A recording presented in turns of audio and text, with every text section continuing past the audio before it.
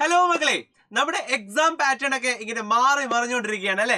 So പുതിയ തരം questions ആയിരിക്കും നിങ്ങൾക്ക് പ്രതീക്ഷിക്കാൻ സാധ്യത കൂടുതൽ. കാരണം നമ്മുടെ എക്സാം പാറ്റേൺ മാറിയത് കൊണ്ട് തന്നെ പ്രീവിയസ് പാറ്റേൺ ക്വസ്റ്റ്യൻസിൽ നിന്നൊക്കെ വ്യത്യസ്തമായ ഒരു ബാലനെയാണ് നമ്മൾ നാളെ പ്രതീക്ഷിക്കുന്നത്.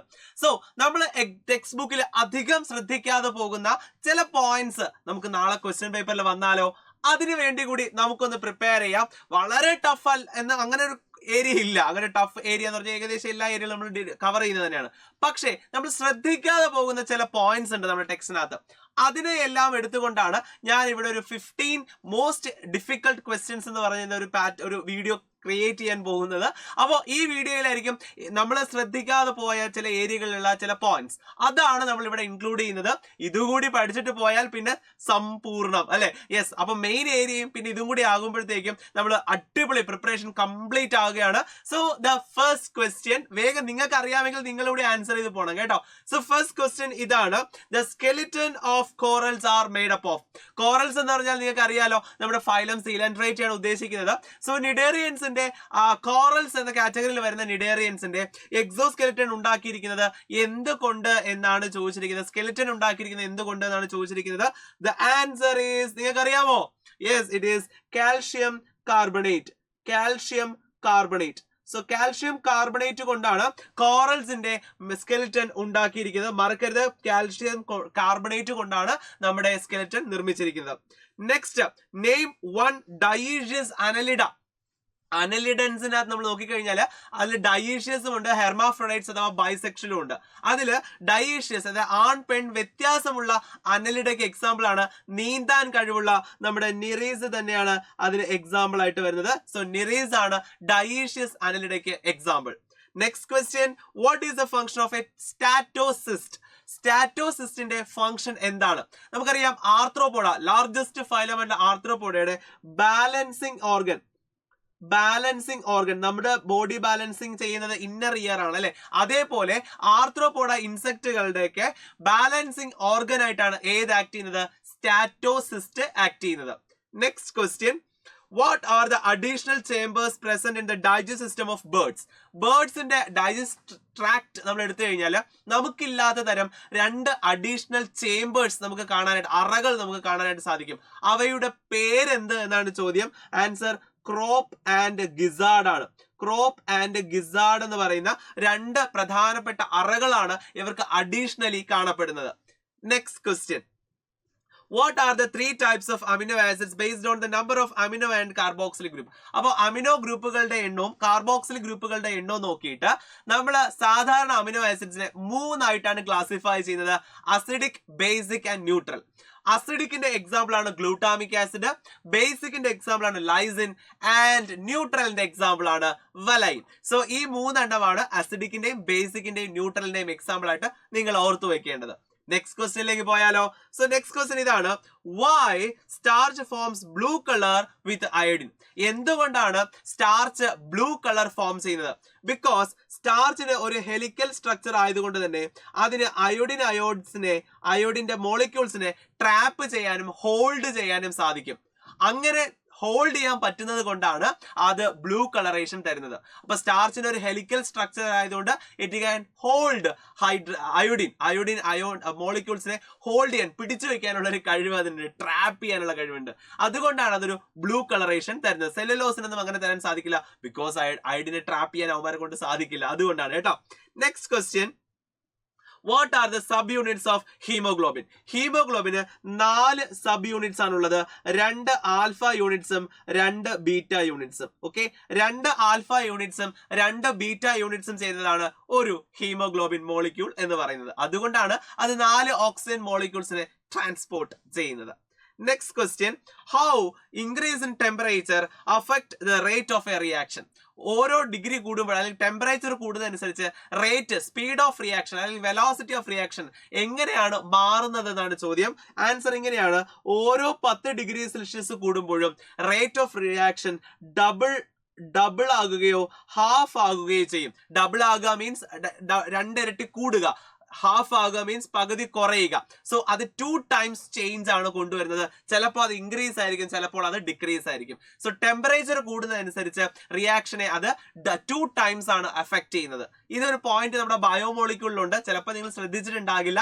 അതുകൊണ്ടാണ് ഈ ക്വസ്റ്റ്യൻ നമ്മൾ ഇവിടെ ഇൻക്ലൂഡ് ചെയ്യിപ്പിച്ചത്. നെക്സ്റ്റ് ക്വസ്റ്റ്യനിലേക്ക് പോകാം. What is competitive inhibition?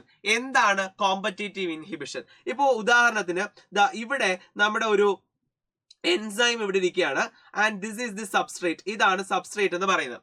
മറ്റൊരു മോളിക്യൂൾ ഇവിടെ വരികയാണ്, സബ്സ്ട്രേറ്റ് ഒന്നുമല്ല, പക്ഷെ അതിന്റെ ഷേപ്പ് ഇതിന് ഏകദേശം സബ്സ്ട്രേറ്റിന്റെ അതേ ഷേപ്പ് ആണെങ്കിൽ ഇയാള് വരുന്നതിന് മുന്നേ ചിലപ്പോൾ ഇയാൾ ഇവിടെ കയറി ഇരുന്ന് കളയും. അങ്ങനെ വരുമ്പോൾ രണ്ടുപേരും തമ്മിൽ കോമ്പറ്റീഷൻ, ഞാൻ ഇരിക്കും എന്ന് പറഞ്ഞിട്ട്. അപ്പൊ സബ്സ്ട്രേറ്റിന്റെ അതേ ഷേപ്പാണ് മറ്റൊരു മോളിക്യൂളിനെങ്കിൽ അയാള് എൻസൈമിന്റെ ആ ആക്റ്റീവ് സൈറ്റിലേക്ക് വന്ന് അറ്റാച്ച് ചെയ്യുകയും സബ്സ്ട്രേറ്റിന് പിന്നെ അവിടെ വന്നിരിക്കാൻ സ്ഥലമില്ലാതാകുകയും ചെയ്യും. ഇതിനെയാണ് കോമ്പറ്റീറ്റീവ് ഇൻഹിബിഷൻ എന്ന് വിളിക്കുന്നത്. അപ്പൊ സബ്സ്ട്രേറ്റിന്റെയും ആ പുറത്തുനിന്ന് വരുന്ന മോളിക്യൂളിന്റെയും ഷേപ്പ് ഒന്നാകുന്നതാണ് ഇവിടത്തെ പ്രശ്നം, കോമ്പറ്റീഷൻ അവർക്കിടയിൽ ഉണ്ടാകാനുള്ള കാരണം. Next question, how can we prevent erythroblastosis fetalis? Erythroblastosis fetalis എങ്ങനെ നമുക്ക് തടയാനായിട്ട് സാധിക്കും? അതിനു വേണ്ടിയിട്ട് അമ്മമാര്, നെഗറ്റീവ് ബ്ലഡ് ഉള്ള അമ്മമാര് ഫസ്റ്റ് പോസിറ്റീവ് കുഞ്ഞിനെ പ്രസവിച്ച് കഴിഞ്ഞതിന് ശേഷം രണ്ടാമത് പോസിറ്റീവ് ബ്ലഡ് ഗ്രൂപ്പ് ഉള്ള RH പോസിറ്റീവ് ആയിട്ടുള്ള ഒരു കുഞ്ഞിനെയാണ് പ്രസവിക്കുന്നതെങ്കിൽ അവർക്ക് ആന്റി-RH ആന്റിബോഡീസ് നമ്മൾ കൊടുക്കും. RH ആന്റിബോഡിക്ക് എതിരായിട്ടുള്ള ആന്റി-RH ആന്റിബോഡി കൊടുത്തിട്ടാണ് നമ്മൾ എറിത്രോബ്ലാസ്റ്റോസിസ് ഫീറ്റാലിസ് ഒഴിവാക്കാനായിട്ട് ശ്രദ്ധിക്കുന്നത്. Next question, how coagulum is formed? What is coagulum? Coagulum എന്ന് വെച്ചാൽ ക്ലോട്ടിന്റെ മറ്റൊരു പേരാണ്, ബ്ലഡ് ക്ലോട്ടിന്റെ മറ്റൊരു പേരാണ് കൊയാഗുലം. കൊയാഗുലം ഉണ്ടാകുന്നത് നമ്മുടെ ഫൈബ്രിന്റെ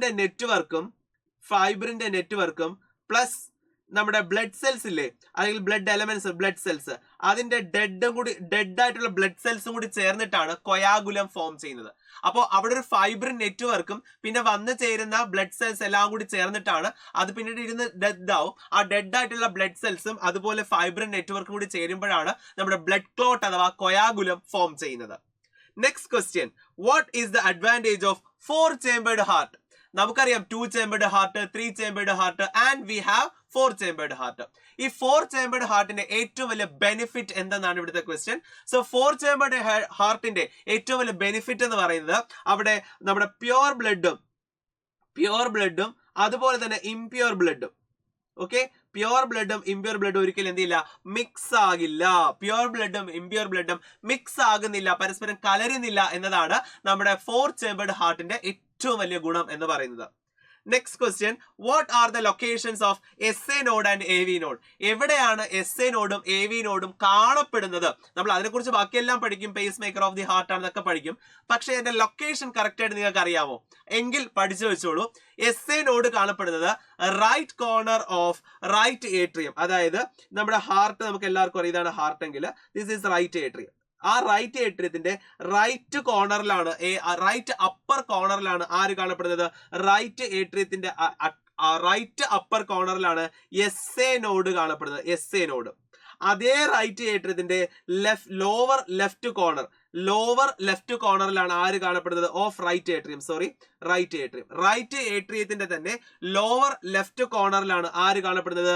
AV നോഡ് കാണപ്പെടുന്നത്. ഓക്കെ, അപ്പൊ റൈറ്റ് ഏട്രിയത്തിന്റെ റൈറ്റ് അപ്പർ കോർണറിലെ SA നോഡും ലെഫ്റ്റ് ലോവർ കോർണറില് ആരും കാണപ്പെടുന്നു? AV നോഡും കാണപ്പെടുന്നു. ക്ലിയർ ആണല്ലോ ഇത്? Next question, what are the 3 layers of blood vessels? നമുക്കറിയാം ആർട്ടറീസും വെയിൻസും, അതാണല്ലോ ബ്ലഡ് വെസൽസ് എന്ന് പറയുന്നത്. ആ ബ്ലഡ് വെസൽസിന് 3 ലെയറുകളുടെ കട്ടിയാണ് നമ്മൾ കൊടുത്തിരിക്കുന്നത്, 3 ലെയേഴ്സ്. ആ 3 ലെയേഴ്സിന്റെ പേരുകൾ എന്തൊക്കെ എന്നാണ് നെക്സ്റ്റ് ക്വസ്റ്റ്യൻ. ഓക്കെ, ഏറ്റവും ഉള്ളിലുള്ള ലെയറിനെ നമ്മൾ വിളിക്കുന്ന പേര് ട്യൂണിക്ക ഇന്റിമ എന്നും, നടുക്കുള്ള ലെയറിനെ ട്യൂണിക്ക മീഡിയ എന്നും, ഏറ്റവും ഔട്ടറിലുള്ള ലെയറിനെ ട്യൂണിക്ക എക്സ്റ്റേണ എന്ന് വിളിക്കുന്നു. ഈ പോയിന്റ്സ് ഒന്നും അധികം ആരും ശ്രദ്ധിക്കാതെ ടെക്സ്റ്റിൽ കിടക്കുന്ന ചില സെന്റൻസുകളാണ്. അപ്പൊ ഓർത്തിരിക്കുക, നമ്മുടെ ആർട്ടറീസിനും വെയിൻസിന്റെയും ഉണ്ടാക്കിയിരിക്കുന്നത് 3 ലെയറുകൾ കൊണ്ടാണ്. Tunica intima, tunica media and tunica externa. ഈ 3 ലെയേഴ്സ് കൊണ്ടാണ്. ഇതിൽ ഏറ്റവും ഉള്ളിലുള്ളത് ഇന്നർ ലെയർ എന്ന് പറയുന്നത് ഇന്റിമ, മിഡിലുള്ളത് മീഡിയ, പുറത്തുള്ളത് എക്സ്റ്റേണ. ഓക്കെ അല്ലേ? യെസ്. നെക്സ്റ്റ് ക്വസ്റ്റ്യൻ എന്ന് പറയുന്നത്, the volume of air involve in breathing is estimated by. നമുക്കറിയാം നമ്മുടെ എയർ ബ്രീത്ത് ചെയ്യുന്ന സമയത്ത് വോളിയം, നമ്മുടെ ടൈഡൽ വോളിയം അങ്ങനെയൊക്കെയുള്ള വോളിയംസ് ഉണ്ട് അല്ലെ, അതൊക്കെ നമ്മൾ എന്ത് ചെയ്യുന്നുണ്ട്, മെഷർ ചെയ്യാൻ പറ്റും നമുക്ക്. ആ മെഷർ ചെയ്യാൻ ഉപയോഗിക്കുന്ന ഉപകരണത്തിന്റെ പേരാണ് ചോദ്യം. ആൻസർ സ്പൈറോമീറ്റർ എന്നാണ്. ഓക്കെ, അപ്പൊ ഒരു സ്പൈറോമീറ്റർ ഉപയോഗിച്ചിട്ട് നമ്മുടെ വോളിയം ഓഫ് എയർ നമുക്ക് എന്ത് ചെയ്യാം, മെഷർ ചെയ്യാം. ഇതാണ് മോസ്റ്റ് ഡിഫിക്കൽട്ട് ആയിട്ടുള്ള 15 questions. ദാറ്റ് മീൻസ് നമ്മൾ അധികം ശ്രദ്ധിക്കാതെ പോകുന്ന 15 ചോദ്യങ്ങൾ. ഇത് കൂടാതെ ഒരു 16ാമത് ചോദ്യം കൂടി ഞാൻ നിങ്ങൾക്ക് തരികയാണ്. You have to answer it. അപ്പൊ ചോദ്യം ഇതാണ്: each 100 ml of blood delivers dash ml of oxygen. ഓരോ 100 ml ബ്ലഡും എത്ര ml ഓഫ് ഓക്സിജനെയാണ് ഡെലിവർ ചെയ്യുന്നത് എന്നാണ് ചോദ്യം. സോ ഇതുകൂടി നിങ്ങൾ ആൻസർ ചെയ്യുക. എല്ലാവരും ഇതിന്റെ ആൻസേഴ്സ് ഒന്ന് കമന്റ് ചെയ്യുക. സോ ഇത്തരത്തിലുള്ള ക്വസ്റ്റ്യൻസ് നിങ്ങൾക്ക് ഇഷ്ടമാണോ എന്നുകൂടി ഒന്ന് കമന്റ് ചെയ്തേക്കുക. ഓക്കെ മക്കളെ, നിങ്ങളുടെ പ്രിപ്പറേഷൻസ് മുന്നോട്ട് തന്നെ പോകട്ടെ. അടിപൊളിയായിട്ട് നമുക്ക് പ്രിപ്പയർ ചെയ്ത് ഫുൾ മാർക്ക് സ്കോർ ചെയ്യാം. അപ്പോൾ ഇന്ന് വൈകുന്നേരം നടക്കുന്ന സൂപ്പർ 60 അതുപോലെ നാളെ രാവിലത്തെ മോർണിംഗ് ബൂസ്റ്റും കാണാൻ മറക്കരുത്. കാരണം അതിൽ നിന്നെല്ലാം ചോദ്യങ്ങൾ നിങ്ങളുടെ എക്സാം പേപ്പറിൽ ഉണ്ടാകും. ഓക്കെ മക്കളെ, അപ്പോൾ നമുക്ക് അടിപൊളിയായിട്ട് പഠിച്ച് മുന്നേറാം. നെക്സ്റ്റ് വീഡിയോയിൽ കാണാം. Till then bye.